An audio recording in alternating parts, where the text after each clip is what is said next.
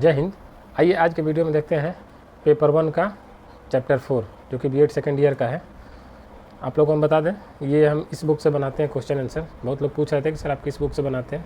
ये अग्रवाल पब्लिकेशन है, ठीक है, इससे हम बनाते हैं। कोई भी डाउट है तो आप इसमें देख सकते हैं, ठीक है। और आज का वीडियो बहुत ही अच्छा होने जा रहा है। ज़्यादा से ज़्यादा देखें, ज़्यादा से ज़्यादा लोगों को शेयर करें, क्योंकि आज का टॉपिक भी चैप्टर 4 भी बहुत ही अच्छा है। संप्रेषण है, कम्युनिकेशन, कैसे हमें बात करना है, कैसे कम्युनिकेट करना है बच्चों से, कैसे पढ़ाना है, किस तरीके से वे किस वे में कम्युनिकेट करना है कि उनको अच्छे समझ में आए, इसके क्या क्या उद्देश्य हैं, क्या क्या लाभ है, क्या क्या हानि है, सारा कुछ इसमें हम लोग डिस्कस करेंगे। सो आज का वीडियो बहुत ही महत्वपूर्ण होने जा रहा है आपके जनरल लाइफ के लिए भी और बीएड के लिए भी, ठीक है। तो आइए शुरू करते हैं। शुरू करने से पहले हमको बता दें कि वीडियो को लाइक करें, शेयर करें, ताकि हमें एनर्जी मिलती रहे। जितना ही आप लाइक करेंगे, जितना ही आप लोग शेयर करेंगे, उतना ही हमें एनर्जी मिलती रहेगी। आप लोग इतना हमें प्यार दे रहे हैं, इसके लिए बहुत बहुत धन्यवाद। आगे भी यही प्यार बनाते रहिए, देते रहिए, ठीक है। आइए आज का हम वीडियो शुरू करते हैं।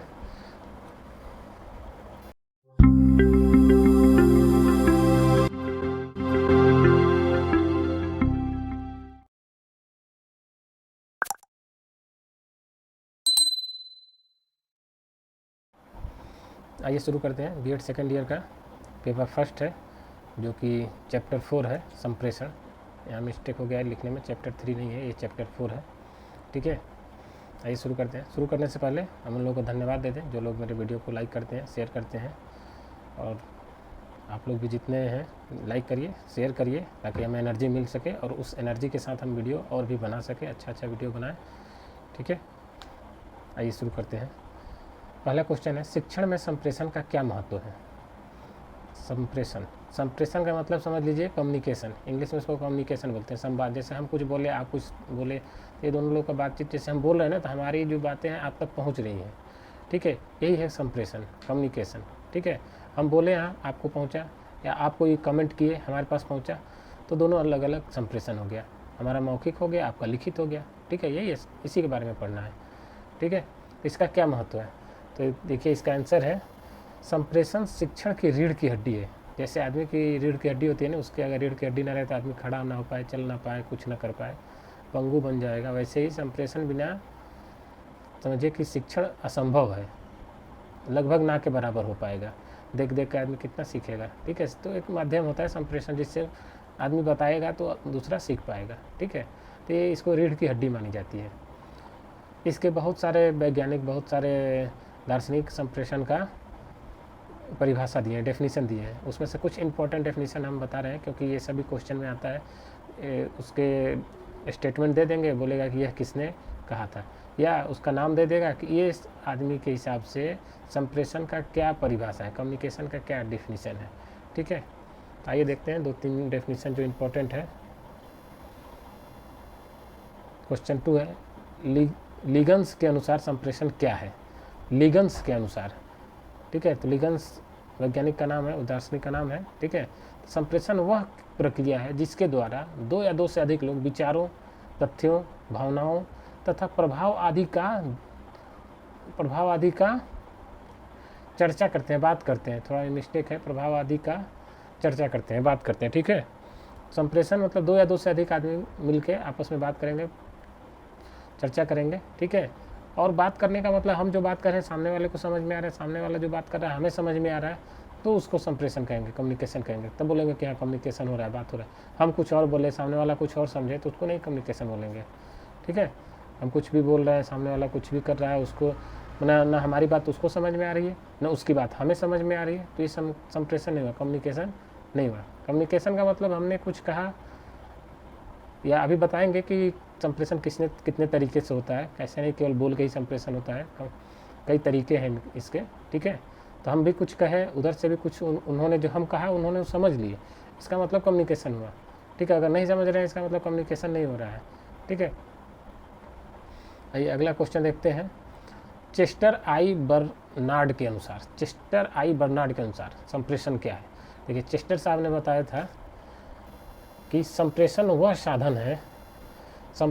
साधन है जिसके द्वारा व्यक्ति एक ही संगठन में एक दूसरे के साथ जुड़े हुए होते हैं, ताकि एक दूसरे से वो साझा ताकि एक दूसरे से अपनी बातों में साझा कर सकें, ठीक है, और अपना उद्देश्य प्रदर्शित कर सकें। जैसे मान लीजिए हम किसी कंपनी में जुड़े हुए काम कर रहे हैं, ठीक है, तो कंपनी के साथ एम्प्लॉइयों के साथ हमारा अगर संप्रेषण नहीं होगा तो हम अपनी बात कैसे सामने वाले से कर सकते हैं। जैसे मान लीजिए मार्केटिंग की, जब हम मार्केट में गए 10 मान लीजिए ऑर्डर लाए, तो अब सामने वाले को बताएंगे ना कि सर हम गए थे मार्केट में, ये 10 ऑर्डर लाए, तो उनको लगेगा कि हाँ भाई ये काम करने वाला आदमी है, ये कुछ ऑर्डर लाता है। तो आपने संप्रेषण किया, कम्युनिकेशन किया, कहाँ पहले तो पार्टी से कम्युनिकेशन किया, उनके ऑर्डर लिए, फिर सामने वाले अपने एम्प्लॉय जो अपने सीनियर अधिकारी हैं उनको कम्युनिकेशन किया, उनको बताया कि सर हमने ये ऑर्डर लाया। तो कम्युनिकेशन से क्या है, तालमेल बैठता है और पता भी चलता है कि आप कितने काम के आदमी हैं उस कंपनी के लिए। संप्रेषण मतलब हो गया सामने वाले से कम्युनिकेट करना, बात करना। हमने जो बताया कि भाई इस प्रोडक्ट में ये है, उन्होंने समझ में आया उनको, फिर उन्होंने ऑर्डर दिया, फिर हम ये सामने अपने अधिकारी को दे दिए, ठीक है। आइए देखते हैं दूसरा क्वेश्चन, एच कुटज। अगला क्वेश्चन है एच कुटज और एच वेरिस के अनुसार संप्रेषण क्या है। एच कुटज और एच वेरिस के अनुसार देखिए, संप्रेषण प्रेषक द्वारा जो भी दार्शनिक के या वैज्ञानिक के जो भी स्टेटमेंट है उनको एज इट इज़ याद करना है, एज इट इज़ ही लिखना होता है, ठीक है। ये नहीं कि उसमें कुछ अपने से फेरबदल कर दें, फिर वो उनका स्टेटमेंट नहीं रहा, तो उनको एज इट इज़ ही लिखना रहता है। अगर कहीं लिखने के लिए आ गया, एमसीक्यू में तो खैर लिखा लिखा रहेगा, अपने को केवल टिक करना है, ठीक है, OMR शीट में कलर करना है। तो कुटज साहब का बोलना था, कुटज और वेरिस, संप्रेषण प्रेषक द्वारा प्राप्त करना। देखिए हम अपने से बता रहे हैं, इसमें कुछ मिस्टेक लाइन में लग रहा है, थोड़ा सा जल्दीबाजी में टाइप हो रहा है ना। हम भी चाह रहे हैं कि ज़्यादा से ज़्यादा दें वीडियो, लेकिन मिस्टेक हो जा रहा है जल्दी जल्दी में टाइप करने में, ठीक है। देखिए हम बता रहे हैं कि उनके अनुसार ये है कि संप्रेषण द्वारा प्राप्त करने वाले, संप्रेषण में दो तरह के व्यक्ति होंगे, एक बात करने वाला, एक सुनने वाला। तो दोनों तरफ सूचना का स्थानांतरण हो, तो वह सूचना प्राप्तकर्ता द्वारा समझी जा रही हो, मतलब बोलने वाला सूचना दे रहा है और सुनने वाले को सूचना समझ में आ रही है, तो वो संप्रेषण कहलाएगा। ये कुटज के हिसाब से था। संप्रेषण प्रेषक द्वारा प्राप्तकर्ता के पास सूचना का स्थानांतरण है, तो वह सूचना प्राप्तकर्ता द्वारा समझी जा रही है, ठीक है। अगला क्वेश्चन देखिए, ब्रूकर के अनुसार संप्रेषण क्या है। आप सोच रहे होंगे कि सर तो केवल डेफिनेशन ही, अरे बहुत डेफिनेशन दिया हुआ है, कम से कम 10 डेफिनेशन दिया हुआ, उसमें से हम 3-4 इंपॉर्टेंट डेफिनेशन लिए हैं, ठीक है, इसलिए घबराइए मत, ये सब इंपॉर्टेंट है। क्वेश्चन अगला है, ब्रूकर के अनुसार संप्रेषण क्या है। देखिए, संप्रेषण वह सब कुछ है जो अर्थ से परिचित करवाता है, जो एक व्यक्ति से दूसरे व्यक्ति तक संदेश ले जाते हैं, ठीक है। देखिए, सबका मीनिंग लगभग एक ही है, लेकिन वर्ड बदल जा रहे हैं, कहने का स्टेटमेंट जो उनका स्टेटमेंट है बदल जा रहा है, लेकिन मीनिंग एक ही आ रहा है। तो ये सब उनके अक्षर से मीनिंग को याद करना होता है, ताकि एग्जाम में आए तो लिख सकें। लेकिन अभी यहाँ लिखने वाला नहीं है, तो टिक करना है तो आप उसको केवल टिक कर देंगे, तो याद रहेगा तभी तो टिक कर पाएंगे, ठीक है। तो एक ब्रोकर के अनुसार संप्रेषण वह सब कुछ है जो अर्थ से परिचित करवाता है, जो एक व्यक्ति से दूसरे व्यक्ति तक संदेश ले जाता है, ठीक है। आइए अगला देखते हैं, संप्रेषण की क्या क्या विशेषताएं हैं। वीडियो पूरा देखिए क्योंकि बहुत ही इंपॉर्टेंट क्वेश्चन आ रहे हैं, बहुत ही इंटरेस्टिंग और इम्पॉर्टेंट, ठीक है, बीच में छोड़कर मत जाइए। क्वेश्चन 6, संप्रेषण की क्या क्या विशेषताएं हैं। देखिए, विशेषता क्या है। पहला है, संप्रेषण एक पारस्परिक संबंध स्थापित करने की प्रक्रिया है। संप्रेषण जो है एक दूसरे के बीच में संबंध स्थापित करता है। जैसे हम कुछ बोलेंगे, सामने वाला समझ रहा है, फिर सामने वाला बोल रहा है, हम समझ रहे हैं, तो दोनों के बीच एक रिलेशन बन जाएगा। अगर कोई किसी से नहीं बोलता है तो उन दोनों के बीच रिलेशन नहीं बनेगा। जैसे दो पड़ोसी हैं, वो सुबह आया, शाम को अपने घर में बंद हो गया, दूसरा कभी आया कभी अपना दोनों लोगों के बीच में कोई कम्युनिकेशन नहीं हुआ, तो एक दूसरे से परिचित हो पाएंगे, नहीं हो पाएंगे। एक न दूसरे कोई एक दूसरे के बारे में जान भी नहीं पाएगा, ठीक है। वो लोग कहीं मार्केट में मिल भी जाए तो पहचान नहीं पाएंगे कि यही मेरा पड़ोसी है क्या, ठीक है। तो संप्रेषण हुआ रहेगा, अगर तो कहीं भी मिलेगा तो अरे हाँ ये पड़ोसी है, इससे बात करते हैं, क्या हाल चाल है, थोड़ा जो भी अपना काम भी होगा तो बता सकते हैं कि भाई आज बता देना घर पे लेट आएंगे, या कोई कुरियर वाला आएगा तो मेरा कुरियर रिसीव कर लेना, ऐसा कुछ है। तो संप्रेषण होगा तभी एक दूसरे के बीच संबंध स्थापित होगा, कहने का मतलब है, ठीक है। नेक्स्ट है, इसमें विचार विमर्श तथा विचार विनिमय पर विशेष ध्यान दिया जाता है। विचार विमर्श और विचार विनिमय पर विशेष ध्यान दिया जाता है। मतलब विचार विमर्श करके ही बोला, मतलब कोई भी बोलते हैं तो आदमी विचार विमर्श करके ही बोलता है, और विचार का आदान प्रदान भी इस पर ध्यान दिया जाता है कि भाई जो विचार हम बोल रहे हैं, आदान प्रदान कर रहे हैं, अच्छा विचार हो, इस पर कोई गलत बात सामने वाले को न लग जाए, या सामने वाले कोई गलत बात न कह दे, सबको दोनों तरफ से ये सोचना रहता है, ठीक है। अगला है, यह द्विवाही प्रक्रिया है। द्विवाही प्रक्रिया मीन्स दोनों तरफ की प्रक्रिया है। जैसे हम कुछ बोले जा रहे हैं और सामने वाला कुछ बोल ही नहीं रहा है, तो ये संप्रेषण नहीं हुआ। ठीक है, तो ये संदेश देने वाला तथा दूसरा संदेश ग्रहण करने वाला होता है। द्विवाही मतलब दो लोग रहेंगे, एक संदेश देने वाला और एक संदेश ग्रहण करने वाला। ठीक है, तो इसको बोलेंगे संप्रेषण। अगला पॉइंट है, संप्रेषण प्रक्रिया एक उद्देश्य युक्त प्रक्रिया है। कभी भी कम्युनिकेशन होगा, कभी भी बात होगा किसी से, तो इसका एक ना एक टारगेट होगा, उद्देश्य होगा कि यही चीज़ हमको उनसे कहनी है। ठीक है, ऐसे नहीं कुछ भी जाके बोल रहे हैं, जैसे कोई सामने बैठा हुआ हम कोई गाना गा रहे हैं, तो ये कम्युनिकेशन नहीं हुआ, बोल तो रहे हैं, सामने वाले कम्युनिकेशन थोड़ी हुआ। उनको अगर हम कोई उद्देश्य लेकर बोलेंगे तब कम्युनिकेशन हुआ। जैसे मान लीजिए कोई लेडीज़ बैठी है, कोई जेंट्स वहाँ आके गाना गुनगुना रहा है, तब उसको लगेगा कि नहीं ये मेरे लिए गा रहा है, मुझे ख़राब लग रहा है, तो उसका वो कंप्लेन कर सकती है या कुछ भी, तो वो वहाँ पे संप्रेषण। ऐसे अगर आपस में गाए, उनका कोई उद्देश्य नहीं है कि हम उनको उनके लिए गा रहे हैं, तो फिर ये संप्रेषण नहीं हुआ। ठीक है, जैसे कोई दो लोग बैठे हैं या अकेले में बैठ के गाना गुनगुना रहे हैं, तो ये संप्रेषण नहीं हुआ। अगर जब तक मेरी बात सामने वाले को रिसीव ना, कोई उद्देश्य ना हो कुछ बोलने का, तब तक संप्रेषण नहीं होगा। उद्देश्य है, सामने वाले को बोल रहे हैं कुछ भी, तो संप्रेषण है। ठीक है, अगला है संप्रेषण के मुख्य कार्य क्या क्या हैं। संप्रेषण का मुख्य कार्य है सूचना प्रदान करना। ठीक, हम बोल रहे हैं, कोई सूचना दे रहे हैं, सामने वाले को मिल रहा है, तो पहला काम हो गया, यही कार्य। दूसरा निर्देश अथवा आदेश प्रेषित करना। किसी को कोई निर्देश देना है तो संप्रेषण करना होगा, बोलना पड़ेगा ना कि भाई तुम चले जाओ वहाँ ये काम कराओ, तो आदेश दिया है। ठीक है, या निर्देश दिया कि ऐसा करना है सबको। ठीक है, परस्पर विश्वास जागृत करना। संप्रेषण करेंगे, परस्पर विश्वास जागृत होगा। जब बोलेंगे नहीं किसी से तो विश्वास कहाँ से जागृत होगा, तो विश्वास जागृत करने के लिए भी संप्रेषण करना जरूरी है। जैसे स्कूल के बच्चों का पेरेंट्स से, स्कूल के मैनेजमेंट पेरेंट को संप्रेषण करता है, मतलब कम्युनिकेशन करता है, तो उनके अंदर विश्वास ये हो जाए कि बच्चा आपका अच्छे स्कूल में पढ़ रहा है, उसको कोई प्रॉब्लम नहीं है, कोई दिक्कत नहीं है, तो कम्युनिकेशन करेगा, बात करेगा तभी ना। ऐसे चुप रहने से थोड़ी ना पेरेंट्स को समझ में आएगा कि नहीं बच्चे का अच्छा ध्यान रखा जा रहा है, वहाँ कम्युनिकेशन करना पड़ेगा। ठीक है, अगला है समन्वय स्थापित करना। समन्वय में से दोनों लोगों के बीच एक व्यवहार स्थापित हो जाएगा। तो संप्रेषण करेंगे, बात विचार करेंगे, तो ही तो व्यवहार स्थापित। क्वेश्चन नंबर 8 देखते हैं। क्वेश्चन नंबर 8 में है संप्रेषण की क्या क्या प्रकृति है। ठीक है, संप्रेषण की प्रकृति, पहला प्रकृति है संप्रेषण में कम से कम दो व्यक्ति होते हैं। सही बात है, कम से कम दो व्यक्ति होना ही चाहिए।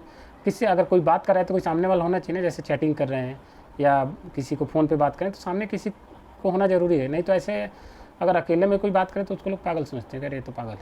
ठीक है, तो कोई दो आदमी बात करें तो फिर उसको पागल नहीं समझेंगे। ठीक है, तो दो आदमी होना चाहिए, तभी तो हम बोलेंगे, सामने वाला सुनेगा। ठीक है, तो एक संदेश देने वाला, एक संदेश ग्रहण करने वाला, प्राप्त करने वाला। ठीक है, अगला है संप्रेषण में संदेश अत्यंत आवश्यक है। ठीक है, संप्रेषण करें, किसी से बात करें, कोई संदेश ही ना दें तो फिर वो संप्रेषण का हुआ, कुछ तो बात तो कहेंगे ना कि भाई कल आना है कि नहीं आना है, कैसे। ठीक है, ये हो गया संदेश होना जरूरी है। अगला है इसमें लिखित मौखिक भावभंगिता रूप होता है, स्वरूप होता है। मीन्स रिटन फॉर्म में होगा, कुछ लिखित होगा संदेश, या तो हो सकता है मौखिक संदेश हो, या भंगिमा स्वरूप, मीन्स कोई इशारा से हो। ठीक है ना, मीन्स भावनात्मक तरीके से, जैसे ऐसे लोग करते हैं या ऐसे करते हैं या ऐसे करते हैं या ऐसे करते हैं, ये सब चीज़ें क्या है, भावभंगिमा है। ठीक है ना, हाव भाव से पता लगता है, हाव भाव से भी लोग संदेश देते हैं। ठीक है, इशारों में बात करना, वो भी एक, भाई बहुत लोग होते हैं जो इशारों में ही बात कर लेते हैं, तो भी एक तरह से संप्रेषण ही है। जैसे कोई वहाँ सामने बैठी है, कोई यहाँ बैठा है, तो इशारों में लोग बात कर लेते हैं, किसी को पता भी नहीं चलता। ठीक है, तो ये भी एक तरह का कम्युनिकेशन है, संप्रेषण है, तो इसको बोलते हैं भावभंगिमा। और लिखित आप समझ ही रहे हैं, लिख कर, जैसे कोई पंपलेट या अखबार या कुछ भी हो, ये सब चीज़ लिखित है। ठीक है, मौखिक मतलब बोलकर। ठीक है, अगला है संप्रेषण औपचारिक अनौपचारिक होता है। संप्रेषण औपचारिक का मतलब जैसे कोई चीज़, जैसे आप एग्जाम्पल लेते हैं, जैसे क्रिकेट मैच है, क्रिकेट मैच में मान लीजिए 10 ओवर बचा है और 10 रन बनाना है, तो इसमें क्या है, जाहिर सी बात है टीम जीत जाएगी जिसको 10 ओवर में 10 रन बनाना है, कोई भी बना सकता है। ठीक है, तो उसके लिए क्या है, ऐसे तो है नहीं कि बना लेगी तो इसका मतलब उसको जीत घोषित करने की नहीं, उसको एक औपचारिकता पूरा करना पड़ेगा। चलो ये ओवर फेंकेंगे, रन बनाएंगे, बना पाए तो ठीक, तो एक औपचारिकता इसी को बोलते हैं कि जो काम फिक्स है कि हाँ भाई ये जीत सकता है, 99% फिक्स है, लेकिन फिर भी वो काम को किया जाता है। ठीक है, काम फिक्स होने के बाद भी, तो एक औपचारिकता है।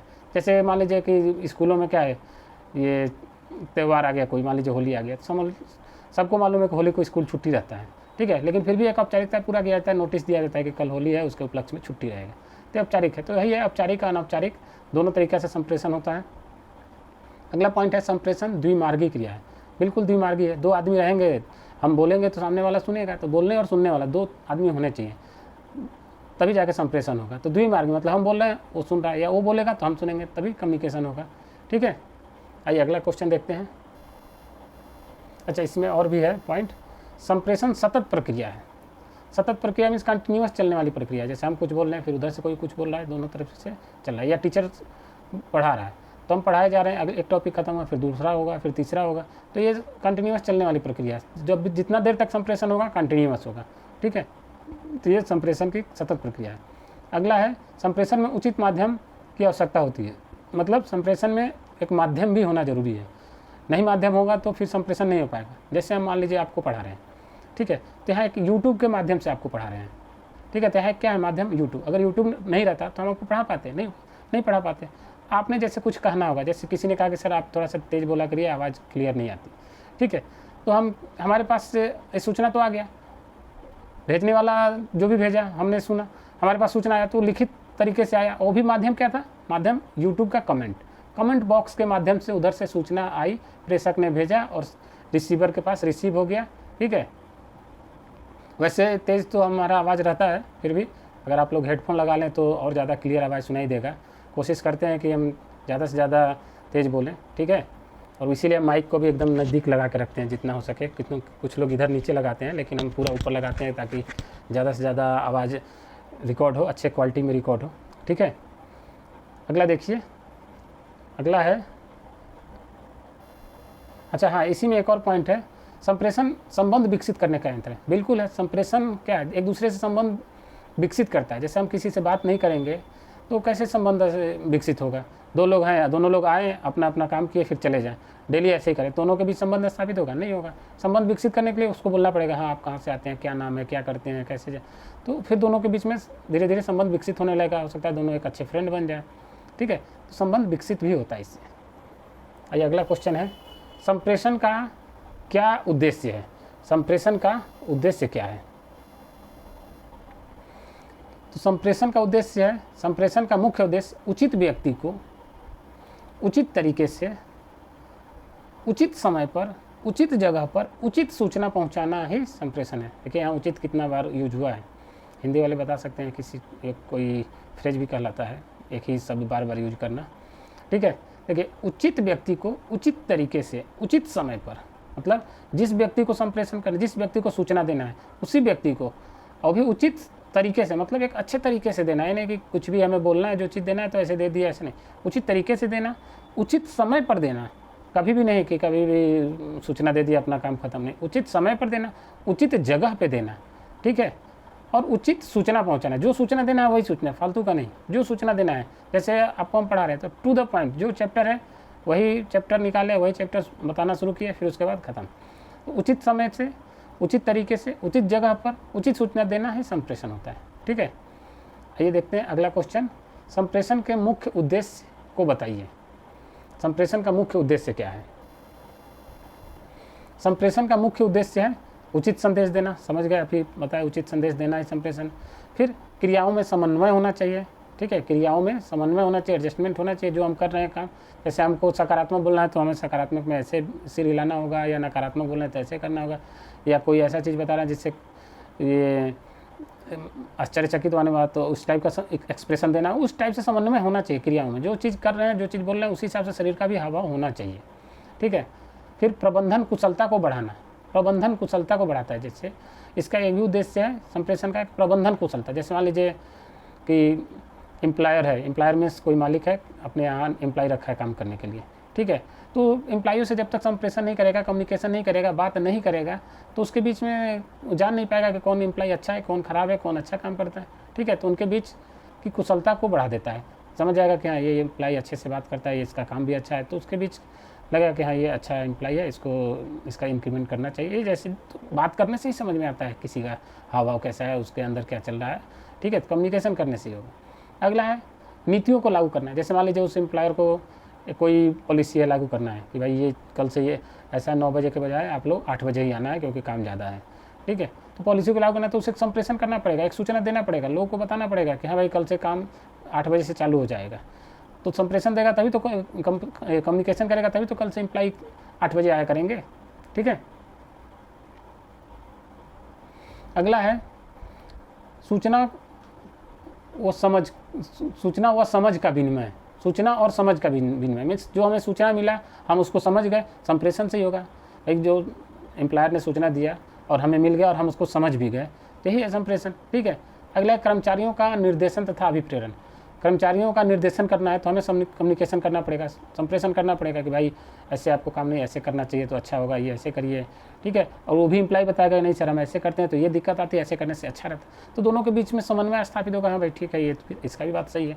तो संप्रेषण से ही ये संभव है। बात नहीं करेंगे तब तक दूसरे को लगेगा कि अपनी मर्जी से कर रहा है, हमारा काम कुछ और है, कुछ और कर रहा है। लेकिन उसने बात किया कि ऐसे करो, उसने बताया कि ऐसे करने में ये दिक्कत है, ऐसे करने में ये फ़ायदा है, तो संप्रेषण करने से ही पता चला ना। फिर अगला है कर्मचारियों के व्यवहार को अनुकूल बनाना। एक कर्मचारी का जैसे मान लीजिए किसी का व्यवहार अच्छा नहीं है तो उसको अनुकूल बनाना है, कैसे करेंगे? उससे सूचना करेंगे, कम्युनिकेशन करेंगे, बात करेंगे, संप्रेषण करेंगे कि भाई तुम्हारा ये व्यवहार अच्छा नहीं है, थोड़ा सा अपने व्यवहार में सुधारो। जैसे वो मान लीजिए हर 2 घंटे पे उसको चाय पीने की आदत है, तो बोलेगा नहीं भाई आपको अपना थोड़ा आदत बदलिए, हर 2 घंटा पे नहीं, आप ऐसा है लंच में आप चले जाया करिए, जितना चाय पीना पी के आ जाया करिए, नहीं तो यहाँ पे हर 2-2 घंटा पे जाएंगे। तो दोनों के बीच में समन्वय हो रहा है, कम्युनिकेशन होगा, तभी तो वो भी बताएगा कि नहीं सर हम इसके बिना नहीं रह पाएंगे, नहीं तो काम नहीं हो पाएगा।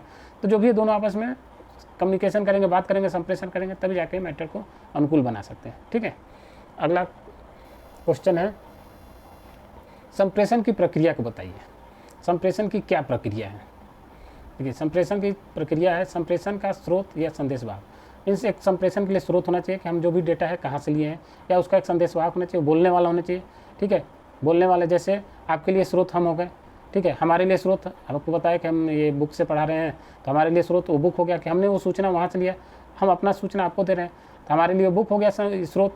आपके लिए स्रोत हो जाएगा एक यूट्यूब चैनल फंडामेंटल गुरुजी चैनल, आप भी किसी को बताओगे तो बोलोगे यहाँ सब फंडामेंटल गुरुजी चैनल पे हमने ये चीज़ लिया है, तो ये संप्रेषण मतलब ये स्रोत हो गया।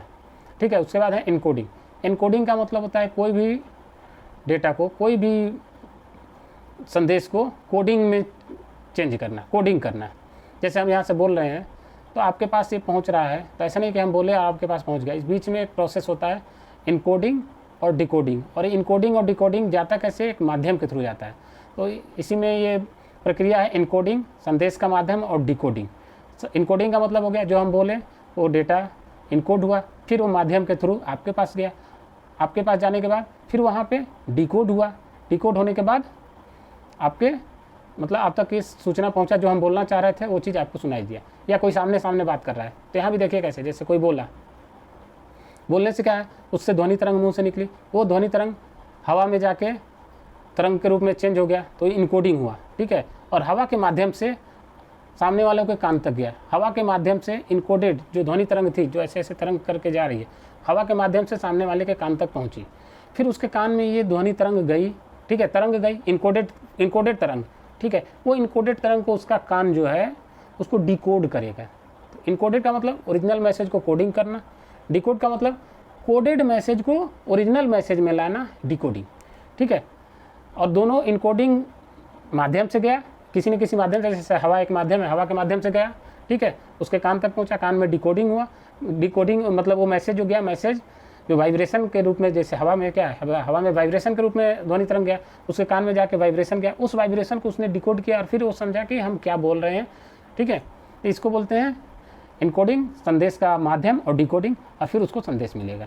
ठीक है, जैसे एक एग्जाम्पल से हम आपको बता रहे हैं, जैसे मान लीजिए एक बॉयफ्रेंड गर्लफ्रेंड है, तो उन्होंने बीच में एक मिलने का कोई प्लान बनाया कि भाई गर्लफ्रेंड बोले कि घर पे कल कोई नहीं रहेगा, कल आ जाना। ठीक है, ये तो मैसेज है, लेकिन उसने बोल दिया कि हम मैसेज करेंगे तब आना। ठीक है, एक सूचना देंगे, तब ये नहीं कि बोल दिए तो आ ही जाना है। ठीक, अब इसके बाद अपने अपने घर चले गए, फिर इसको अचानक से पता चला रहे नहीं तो आज सब लोग तो घर पे ही हैं, तो फिर वो आ जाएगा गड़बड़। फिर उसने क्या किया, एक मैसेज भेजा कि आज कॉलेज बंद है, कल आना, कल खुलेगा। तो वो अब समझ जाएगा मैसेज कि अच्छा आज कॉलेज बंद है, मतलब आज कॉलेज नहीं जाना है, मतलब आज हमें नहीं जाना है। ठीक है, तो उसको ये पहले से सूचना थी कि भाई मैसेज आएगा तभी जाना है। तो मैसेज में तो ये नहीं बोलेगा कोई कि भाई नहीं आज नहीं आना, तो फिर सबको जान जाएगा, कोई मैसेज देखेगा समझ जाएगा। तो इसने कोडिंग के माध्यम से उसको बता दिया कि आज कॉलेज बंद है, कल खुलेगा। मीन्स आज कॉलेज बंद है तो आज नहीं जाना है, उसने डिकोड कर लिया कि हाँ भाई आज कॉलेज बंद है मतलब आज उसके घर नहीं जाना। कल खुलेगा, इसका मतलब कल खुलेगा मतलब कल जाना।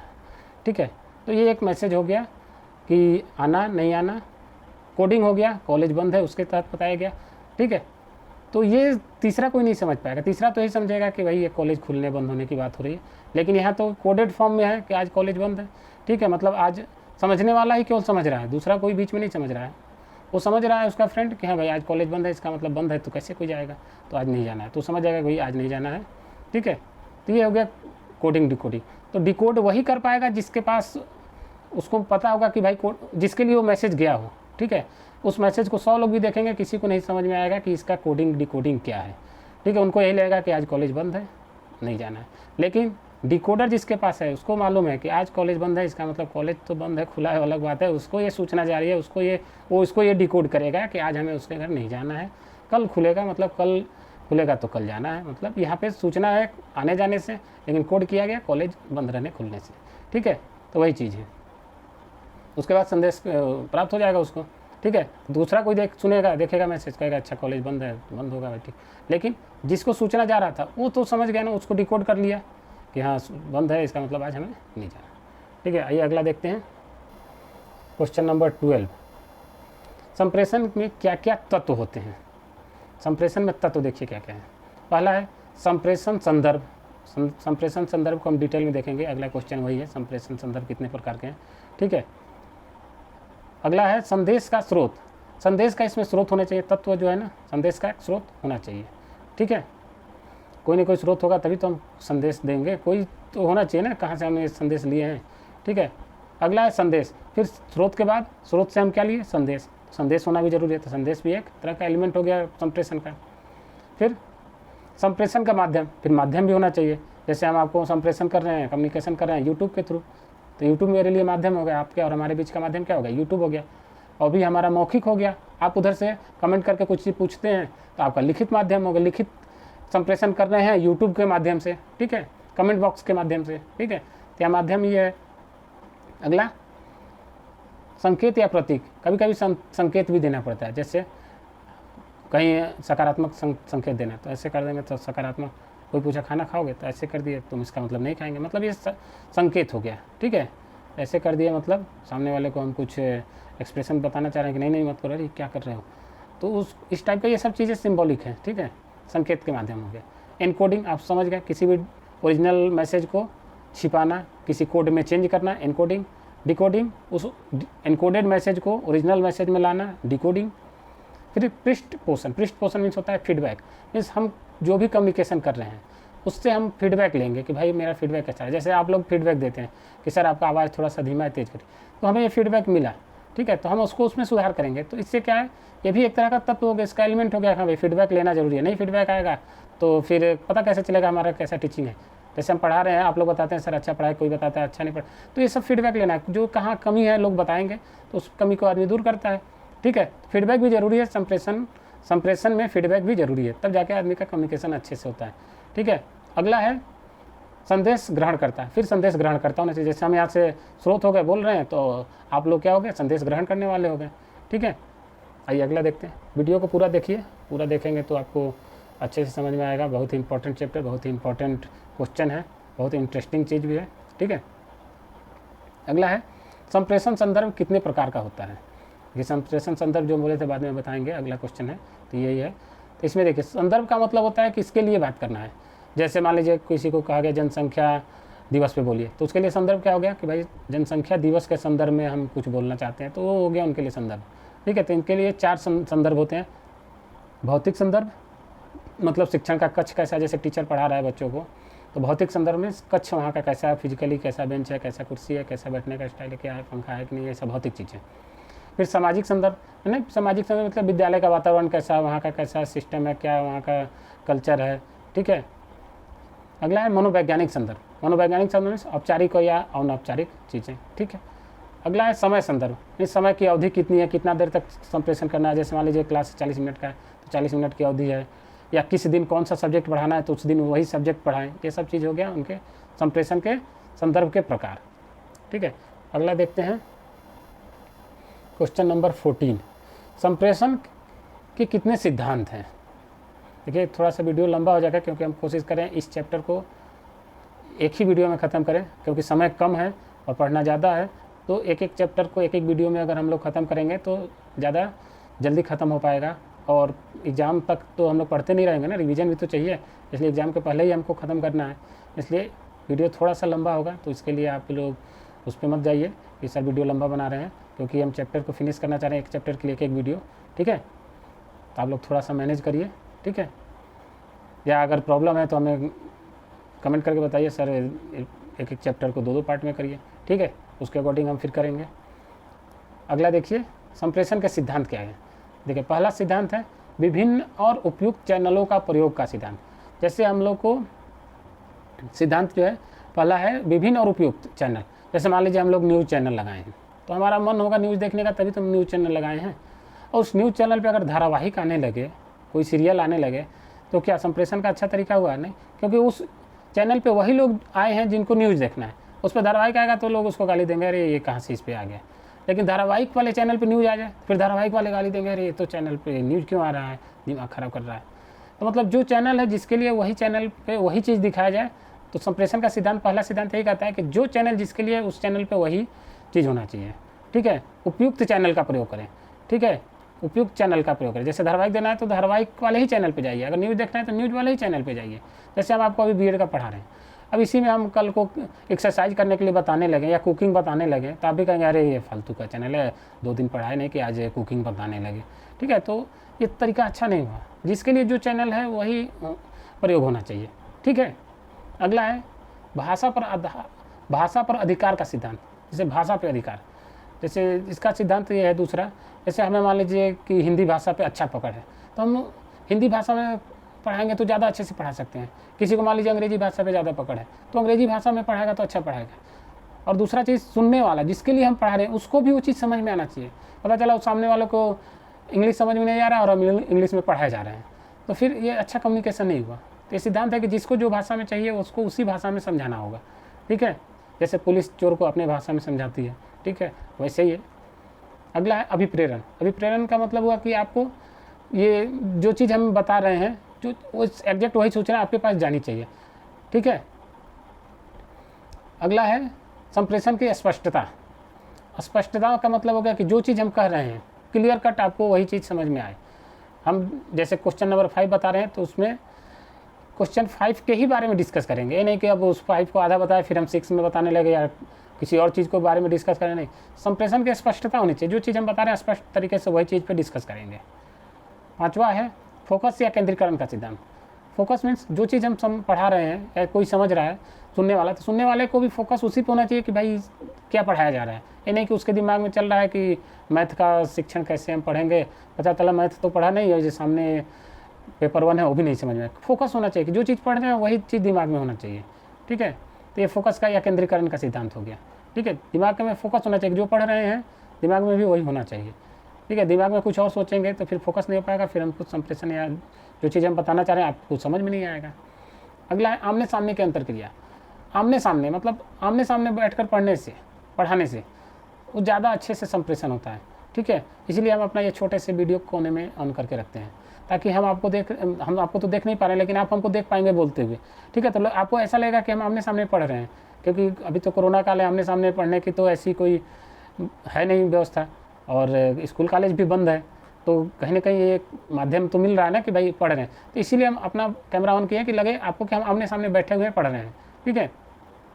अगर चाहें तो केवल हम PDF भी खोल के ऐसे बोलते रहें, सोए रहें, बोलते रहें, हम अपना वीडियो बंद कर लें, पढ़ाते रहें, तो इस तरह पढ़ने में भी मन नहीं लगेगा और पढ़ाने में भी मज़ा नहीं आएगा, ठीक है। हमें ये फील होता है कि आप लोग सामने बैठे हुए हैं, हमें बिल्कुल नहीं फील होता है कि हम कैमरे के सामने देख रहे हैं, ठीक है। जैसे हम क्लास में पढ़ाते थे वैसे ही अभी भी फीलिंग लेके पढ़ाते हैं कि बच्चे को हम पढ़ा रहे हैं, बच्चे को समझ में आ रहा है, कहाँ उनको डाउट हो रहा है, उस चीज़ को हम डबल बार ट्रिपल बार बोल देते हैं, ताकि आपको वो चीज़ दिमाग में चली जाए, ठीक है।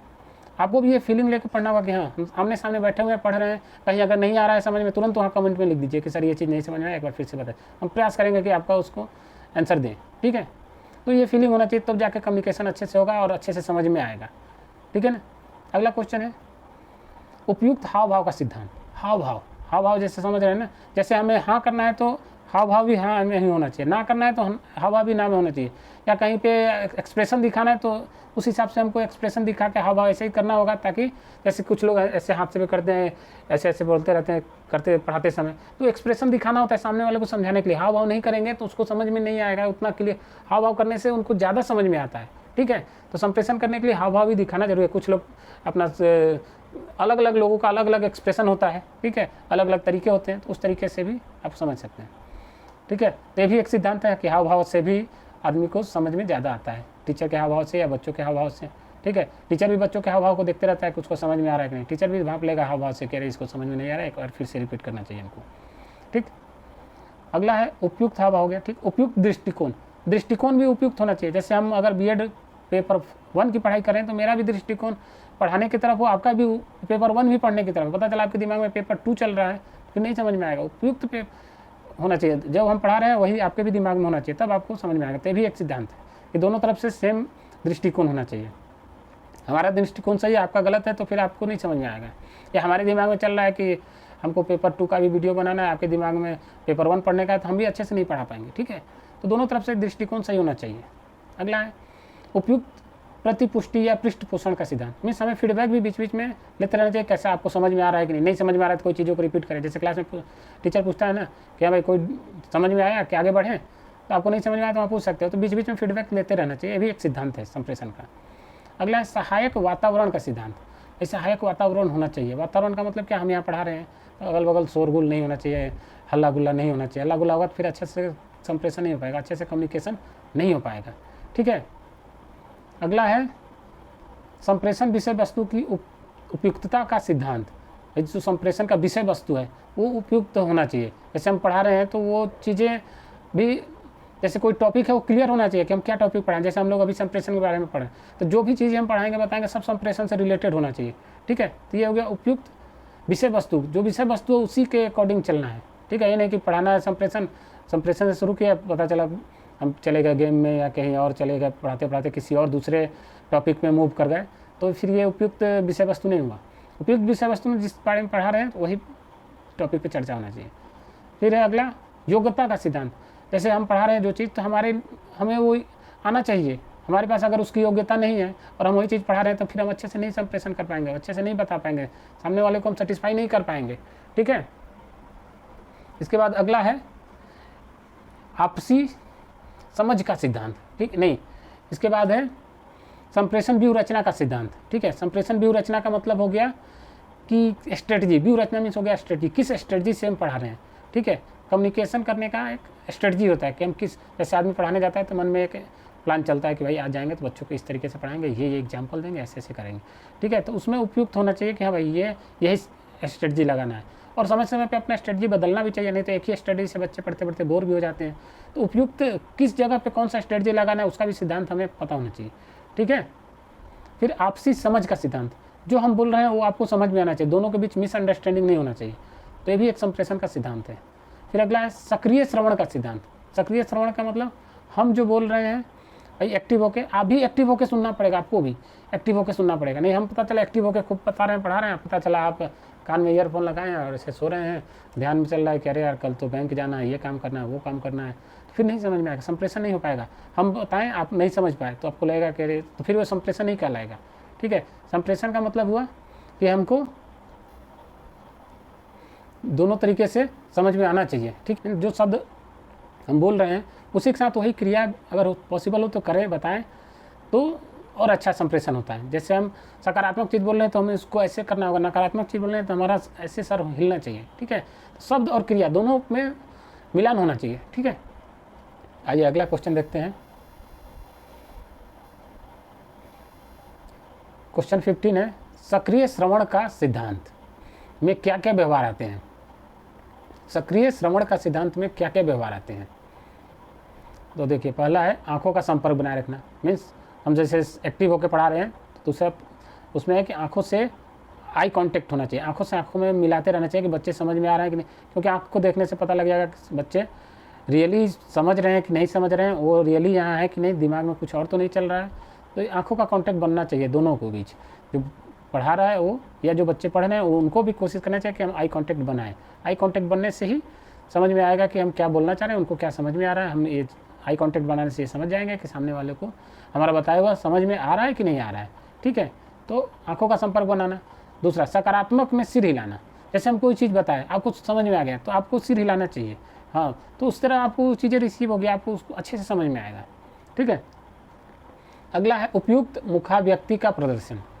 उपयुक्त मुखाव्यक्ति का प्रदर्शन मीन्स जैसे हमको जो भी अभिव्यक्ति करनी है वो एक ऐसे नहीं उपयुक्त होना चाहिए। जैसे हमें बोलना है कि जैसे हमें कुछ एक्सप्रेशन देना है कि नहीं हो पाएगा, ये चौंकने वाला एक्सप्रेशन चीज़ बता रहे हैं तो ऐसे चौंकने वाला भी एक्सप्रेशन देना पड़ेगा, तब जाके सामने वाले को भी समझ में आएगा कि हाँ अच्छे से कम्युनिकेशन हो पाएगा। ठीक है, अगला है ध्यान भंग करने वाली क्रिया या हाव भाव को दूर रखें। जैसे अगर संप्रेषण में किसी चीज़ से ध्यान भंग हो रहा है तो उस चीज़ को दूर रखना चाहिए। जैसे मान लीजिए हम संप्रेषण या पढ़ा रहे हैं, कम्युनिकेशन कर रहे हैं, उसमें मान लीजिए बाहर से शोरगुल की आवाज़ आ रही है तो हमें उस आवाज़ को कैसे भी बंद करना पड़ेगा। या तो दरवाज़ा खिड़की बंद कर लें, या तो ऐसे जगह करें जहाँ पे सब हल्ला ना हो। या मान लीजिए कोई फ़ैन चल रहा है, उसके खट खट करने चलने की आवाज़ आ रही है तो हम उसमें डिस्टर्बेंस पैदा होगा, तो या तो उस फैन को बंद कर दें या तो उसको सही करवा लें। ठीक है, तो ये जो है ना भंग करने वाली जो है ध्यान भंग करने वाली चीज़ों को दूर रखना चाहिए, या ऐसे हाव भाव को दूर रखना चाहिए। जैसे कोई बच्चा है बार बार घड़ी देख रहा है, इसका मतलब उसको चीज़ें समझ में नहीं आ रही, या बार बार बाहर की तरफ देख रहा है, उबासी ले रहा है, तो ये चीज़ हाव भाव को दूर रखना पड़ेगा, तब जाके आपको अच्छे से समझ में आएगा। अगर ऐसा कोई एक्टिविटी करे इसका मतलब उसे समझ में नहीं आ रहा है, कम्युनिकेशन सही से नहीं हो पा रहा है। ठीक है, फिर अगला है प्रश्न पूछना। प्रश्न पूछने का मतलब है कि अगर हमें समझ में आ रहा है तो जाहिर सी बात है कुछ ना कुछ अंदर से प्रश्न जनरेट होगा, तो आपको बीच बीच में प्रश्न पूछते रहना चाहिए कि हाँ सर ये समझ में आया लेकिन ये चीज़ नहीं आया। ठीक है, तो ये हो गया प्रश्न पूछने, मतलब प्रश्न पूछते रहना चाहिए। तो इससे टीचर को भी लगेगा कि हाँ ये बच्चा ध्यान दे रहा है, तभी तो उसको प्रश्न मन में क्रिएट हुआ। ठीक है, अगला पॉइंट है अनुच्छेद बनाना। मीन्स आप जो टीचर बोला है उसको एक बार अपने मन में दोहराइए, तो आपको लगेगा कि हाँ, तब आपको समझ में आएगा कि हम समझे कि नहीं समझे। कोई पॉइंट है, कोई डेफिनेशन बताए तो उसको आप आंख बंद करके उसको अपने मन में उसको दोहराइए। दोहराने से आपको लगेगा कि हाँ हम समझ गए कि नहीं समझ में। अगर नहीं समझोगे तो नहीं दोहरा पाएंगे। ठीक है, नेक्स्ट है बोलने वाले को मत टोके।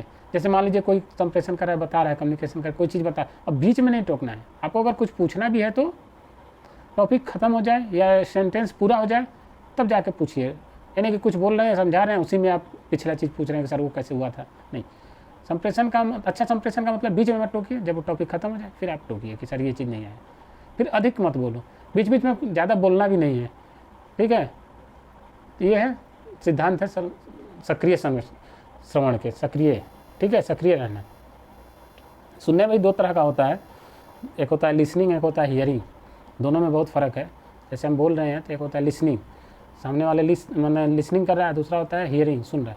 जैसे लोग गाना सुनते हैं और जैसे एक सुनना है, बस सुन लिए निकल गया, इस कान से सुने उस कान से निकल गया, उसको बोलेंगे हियरिंग। और लिसनिंग मीन्स सुनना, समझना, अमल करना, वो हो गया हियरिंग। ठीक है, तो सुनना भी दो तरीके से है, सुने और समझें। और एक होता है सुने, जैसे गाना लोग सुनते हैं, इधर सुने उधर से निकल गया, अपना एंजॉयमेंट के लिए सुने। एक होता है उसको समझ के सुनना, तो एकदम कंसंट्रेट होकर सुनते हैं, अच्छा इससे अच्छा ऐसे एकदम ध्यान लगा के सुनते हैं। ठीक है, तो वो हो गया लिसनिंग।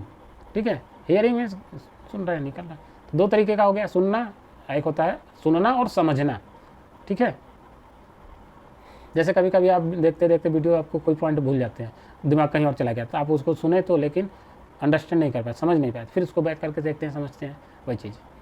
ठीक है, अगला क्वेश्चन है क्वेश्चन 16, संप्रेषण कौशल कितने प्रकार का होता है। संप्रेषण कौशल, देखिए कौशल 3 प्रकार के हैं। पहला दो प्रकार के होते हैं। पहला शाब्दिक संप्रेषण, दूसरा अशाब्दिक संप्रेषण। जो शब्द के थ्रू हो, बोल के या लिख कर, ये शाब्दिक हो गया। और अशाब्दिक मीन्स जिसमें बोलना ना पड़े, लिखना ना पड़े, वो सब अशाब्दिक हो गया। जैसे इशारे में बात करना, इशारे में बात करना क्या है, अशाब्दिक है। ऐसे बोल दिए मतलब क्या हाल चाल है, अशाब्दिक है, तो बोलेगा मतलब ठीक है, तो ये अशाब्दिक हो गया। शाब्दिक मीन्स वो पूछेगा हाँ भाई क्या हाल चाल है, तो बोलेगा हाँ ठीक है। या लिखित तरीके से भी हो सकता है, वो भी शाब्दिक में ही आएगा, हाउ आर यू, तो उधर से आया फाइन, तो ये भी शाब्दिक ही हो गया। ठीक है, अशाब्दिक मीन्स उसमें शब्द यूज नहीं होगा, बोलना नहीं होगा, ऐसे ही हूँ हाँ कर दे तो वो भी अशाब्दिक में ही आएगा। ठीक है, अगला है शाब्दिक संप्रेषण को कितने प्रकार से वर्गीकृत किया जा सकता है। देखिए शाब्दिक को जो शब्द वाले हैं उसको दो प्रकार से किया जा सकता है, मौखिक और दूसरा लिखित। मतलब मौखिक मीन्स बोलकर, लिखित मीन्स लिख कर, ठीक है। शाब्दिक संप्रेषण हो गया ये। अशाब्दिक संप्रेषण को कितने प्रकार से वर्गीकृत किया जा सकता है? अशाब्दिक जिसमें बोलना नहीं है, तो पहला है वाणी संप्रेषण। वाणी संप्रेषण मीन्स इशारा से हाँ करके लोग बोलते हैं ना, तो वो सब भी एक सिंबल ही है।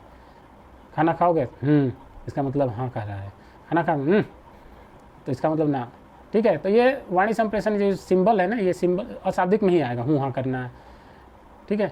फिर चक्षु संपर्क मुद्राएं बनाना, चक्षु संपर्क आँख से, खाना खाओ ऐसे कर दिए, या कोई चीज़ को ध्यान से देखना ऐसे किए, या किसी को डराना है कि कोई काम कर रहा है हम चाह रहे हैं कि ना वो ना करे, तो फिर ऐसे कर देंगे तो समझ जाएगा अरे सामने वाला गुस्सा हो रहा है, मत करो, भाग जाओ, ठीक है। तो ये है चक्षु संपर्क से, या मुख मुद्राएं से, मुख से एक्सप्रेशन देके, जैसे किसी को डांटें बिना बोले अगर कुछ एक्सप्रेशन बना तो सामने वाला समझ जाएगा कि हमको डांटना चाह रहा है, हम बोले नहीं लेकिन एक्सप्रेशन से वो जान गया। तो ये चीज़ हो गया अशाब्दिक। एक होता है स्पर्श, स्पर्श करके भी बहुत लोग बात करते हैं, ठीक है। जैसे कोई सामने वाला, जैसे मान लीजिए आप किसी सभा में बैठे हैं, किसी कोई पूछना है तो उसके वो हाथ पकड़ के बैठा दे, ऐसे हाथ पकड़ के उसको दबा देगा, मतलब वो समझ जाएगा कि हमको मना कर रहा है, ठीक है। या जैसे मान लीजिए गर्लफ्रेंड बॉयफ्रेंड बैठे हैं, ऐसे मान लीजिए कोई ऐसे जगह पे सार्वजनिक जगह है, तो वहाँ भी और दो लोग आपस में हाथ पकड़े रहेंगे, उसी स्पर्श से ही वो लोग आपस में बात कर लेंगे, क्या करना है, कुछ बोलेंगे कम लेकिन उससे ज़्यादा बात हो जाएगा स्पर्श करने से ही, कि हाँ भाई वो क्या कहना चाह रहा है, वो क्या सुन रहा है, वो दोनों लोग समझ जाएंगे, तीसरा कोई जान ही नहीं पाएगा, ठीक है। तो ये हो गया स्पर्श। स्पर्श करने का मतलब एक दूसरे से टच करके, छू करके जो भी संकेत दिया जा सके, ठीक है। अगला क्वेश्चन है क्वेश्चन नंबर 19 है शाब्दिक तथा अशाब्दिक संप्रेषण का तुलनात्मक अध्ययन। देखिए यहाँ तुलनात्मक अध्ययन दिया गया है संप्रेषण का, शाब्दिक और अशाब्दिक। देखिए संप्रेषण के प्रकार, वाणी संप्रेषण, वाणी संप्रेषण में बोले जाने वाले शब्द, ठीक है, ये शाब्दिक हो गया। तो वाणी संप्रेषण में जो शाब्दिक है बोले जाने वाला है, और अशाब्दिक में वो भी वाणी है लेकिन उसमें बोला नहीं जाएगा, हूँ हाँ कहा जाएगा, चीखना, ठहाका लगाना, हंसना, तो भी अपना संप्रेषण कर रहा है। हंसने का मतलब वो चीज़ें समझ रहा है, उसको समझ में आ गया तो हंस रहा है, या चीखना या हूँ हाँ कर रहा है, ये सब चीज़ अशाब्दिक में हो गया, ठीक है, वाणी संप्रेषण। दूसरा है वाणी के बिना संप्रेषण, तो शाब्दिक में क्या होगा, लिखित, बोलेगा नहीं लिख के ही दे देगा, ठीक है। या अशाब्दिक में हो जाएगा मुख मुद्रा या हाव भाव से, ठीक है, जो कि अभी सब डिटेल में बताए हैं वही चीज़ है, बस उसको एक टेबुलर फॉर्म में दे दिया गया। अगला देखते हैं क्वेश्चन नंबर 20 है संप्रेषण प्रक्रिया को उपयोगी बनाने के क्या क्या उपाय हैं। संप्रेषण प्रक्रिया को उपयोगी मतलब कम्युनिकेशन को उपयोगी बनाने के लिए क्या क्या उपाय हैं। पहला उपाय है कक्षा में छात्रों की संख्या कम रखी जाए। देखिए कक्षा में छात्रों की संख्या कम रहेगी तो उनका ज़्यादा से ज़्यादा अच्छे से हम संप्रेषण कर सकते हैं, ज़्यादा से ज़्यादा अच्छे से पढ़ा सकते हैं, ज़्यादा से ज़्यादा अच्छे से कम्युनिकेट कर सकते हैं, ठीक है। ज़्यादा भीड़ रहेगा तो फिर हम कम्युनिकेशन नहीं कर पाएंगे अच्छे से। दूसरा है विद्यालय में शिक्षकों की संख्या बढ़ाई जाए। शिक्षक की संख्या जितना ज़्यादा रहेगी पर शिक्षक बहुत कम स्टूडेंट होंगे तो अच्छे से कम्युनिकेशन हो पाएगा, अच्छे से संप्रेषण हो पाएगा। तीसरा है बालकों की रुचियाँ एवं आवश्यकताओं को ध्यान में रखकर शिक्षा दी जाए। मतलब बालकों की जो रुचि है, जिससे कोई साइंस पढ़ना चाह रहा है, कोई आर्ट पढ़ना चाह रहा है, तो उस हिसाब से उनके रुचि को समझ में करके अलग अलग कैटेगरी वाइज क्लास होना चाहिए, ठीक है। उनकी आवश्यकताओं को समझ के अलग अलग कैटेगरी वाइज होना चाहिए, ठीक है। उसके बाद शिक्षा देनी चाहिए। अगला है बुद्धि परीक्षण द्वारा बालकों की बुद्धि का मापन किया जाए और उनका बुद्धि लब्धि के अनुसार वर्गीकृत किया जाए। मतलब तेज विद्यार्थियों का एक अलग सेक्शन बना दिया जाए, मध्यम विद्यार्थियों का अलग या कमज़ोर विद्यार्थियों का अलग। तो उसमें क्या है, थोड़ा सा कंप्रेशन करना आसान हो जाएगा। तेज विद्यार्थियों को हम पढ़ा के निकलते जाएंगे, पता चला मिक्स करके बच्चे हैं, तेज विद्यार्थी और मध्य और मान लीजिए कमज़ोर विद्यार्थी एक साथ है, तो हम पढ़ाएंगे, पता चला तेज वाला समझ गया और जो मध्यम है या जो नहीं समझ पा रहा है जो, तो उनको समझ में नहीं आएगा, आगे बढ़ गए। तो ऐसे नहीं होना चाहिए। तेज का अलग, कमज़ोर विद्यार्थियों का अलग होना चाहिए। कमज़ोर विद्यार्थियों को एक ही चीज़ को 2 बार 3 बार 4 बार बताना पड़ सकता है, तेज विद्यार्थियों को 1 बार 2 बार भी बताने से हो जाएगा, ठीक है। तो इन दोनों का अलग अलग सेक्शन रहने से अलग अच्छे से कम्युनिकेशन हो सकता है, ठीक है। नहीं तो पता चला कमज़ोर विद्यार्थी को ज़्यादा समझा रहे हैं तो तेज विद्यार्थी इरिटेट होंगे, या तेज विद्यार्थी को थोड़ा समझा के आगे निकल गया तो कमज़ोर विद्यार्थी को समझ में नहीं आएगा, ठीक है। उस हिसाब से उनके बुद्धि के हिसाब से वर्गीकरण होना चाहिए। अगला है छात्रों का रुचि, योग्यता और मानसिकता क्षमता के आधार पर वर्गीकरण किया जाए। मतलब जो छात्रों की रुचि है, जो उनकी मानसिकता, उसके हिसाब से वर्गीकरण करके क्लास रहे तो अच्छा है। किसी को आर्ट पसंद है तो उसको आर्ट वाले क्लास में होना चाहिए, किसी को अगर साइंस पसंद है साइंस वाले क्लास में होना चाहिए तो अच्छा है। फिर अगला है कि शिक्षकों का कार्यभार कम किया जाए। जैसे वो शिक्षक का लोड है जो पढ़ाने का है, जैसे मान लीजिए कोई शिक्षक को 8 घंटा डेली पढ़ाने के लिए कर रहे हैं, तो फिर उसका कहीं ना कहीं संप्रेषण धीरे धीरे कम होता जाएगा। सुबह के क्लास में अच्छा रहेगा, शाम के क्लास में धीरे धीरे कम हो जाएगा। तो वर्कलोड कम रहेगा तो कार्यभार कम रहेगा तो अच्छे से संप्रेषण कर पाएंगे। ये क्वेश्चन 21 देखते हैं, संप्रेषण में आने वाली मुख्य बाधाएं क्या क्या हैं। देखिए क्या क्या बाधाएं हैं। पहला है भौतिक बाधाएं। भौतिक बाधाएं मीन्स शोर और अदृश्य वातावरण। जैसे मान लीजिए कहीं हम पढ़ा रहे हैं, बोर्ड पीछे वाले बच्चों को बोर्ड ही नहीं दिख रहा है, तो उनको नहीं दिखेगा तो अच्छे से उनको समझ में नहीं आएगा, तो वहाँ पर संप्रेषण कमजोर हो जाएगा। ठीक है, तो यहाँ पे अदृश्यता का वातावरण नहीं होना चाहिए, उनको क्लियर दिखना चाहिए, या जो हम बोल रहे हैं उनको सुनाई देना चाहिए। जैसे अगल बगल शोर हो रहा है तो फिर उनका कम्युनिकेशन गड़बड़ हो जाएगा। ठीक है, तो ये सब सुविधाएं होना चाहिए। खराब स्वास्थ्य, किसी का स्वास्थ्य खराब है तो उसमें भी बाधा है। भाई टीचर का मान लीजिए सर्दी जुकाम है तो फिर वो अच्छे से नहीं पढ़ा पाएगा। ठीक है, ध्यान केंद्रित नहीं हो पाएगा। नेक्स्ट है भाषा की बाधाएं, जैसे अस्पष्ट शब्द बोलना या अनावश्यक शब्द बोलना या गलत उच्चारण करना, इससे भी संप्रेषण में दिक्कत आता है। तो ये भी बाधा है। जैसे हम अस्पष्ट बोल रहे हैं, हम कुछ बोल रहे हैं आपको समझ में नहीं आ रहा है, या अनावश्यक शब्द ज़्यादा बोल रहे हैं, तो फिर ये भी कम्युनिकेशन अच्छे से नहीं हो पाएगा। अगला है मनोवैज्ञानिक बाधाएं। मनोवैज्ञानिक बाधाएं मीन्स ध्यान न देकर सुनना। जैसे हम पढ़ा रहे हैं, कोई अपना इधर उधर देख रहा है, तो इधर उधर देखने से उसका क्या है, ध्यान भंग होगा, उसको समझ में नहीं आएगा। या टीचर भी पढ़ा रहे हैं और ज़्यादा कम पढ़ा कम रहा है, ज़्यादातर देख रहा है कि अरे यार अब टाइम नहीं हुआ, जाना चाहिए, टाइम नहीं हुआ, बार बार घड़ी देखेगा तो फिर उसका भी ध्यान नहीं होगा। तो कम्युनिकेशन दोनों तरफ से अच्छे से नहीं हो पाएगा। दोनों लोग को मनोवैज्ञानिक रूप से समझना पड़ेगा। दोनों लोग को वैज्ञानिक रूप से वहाँ बैठे हैं तो समझना पड़ेगा, हम बोल रहे हैं और उसको सामने वाले को भी समझने के लिए ध्यान लगाना होगा। ठीक है, अगला है पृष्ठभूमि की बाधाएं। मीन्स पूर्व अधिगम पूर्व का, जैसे मान लीजिए हम सामने पढ़ा रहे हैं, नया टॉपिक है, पता चला हम पुराने टॉपिक को ही डिस्कस किए जा रहे हैं, तो जो बच्चा उस दिन नया आया है उसको नया टॉपिक पढ़ने आया, पता चला पुराने टॉपिक में आप डिस्कस कर रहे हैं, तो उस बच्चे को पुराना टॉपिक समझ में नहीं आएगा क्योंकि उस दिन आया नहीं था। तो जो टॉपिक जिस दिन है उस दिन वही टॉपिक पे चर्चा होनी चाहिए, पुराने टॉपिक पे नहीं होना चाहिए। यानी पहले का पढ़ा हुआ चीज़ अगर उससे अलग टॉपिक है, अलग नया टॉपिक चालू किया है तो उसमें डिस्कस नहीं होना चाहिए। कोई भी नया विद्यार्थी है फिर उसको समझने में दिक्कत होगा। ठीक है, तो कोई भी रिलेटेड चीज़ है तो उसको एक बार ब्रीफ कर देना होगा कि ये चीज़ हम लोग पढ़ लिए हैं, इसके आगे पढ़ने जा रहे हैं।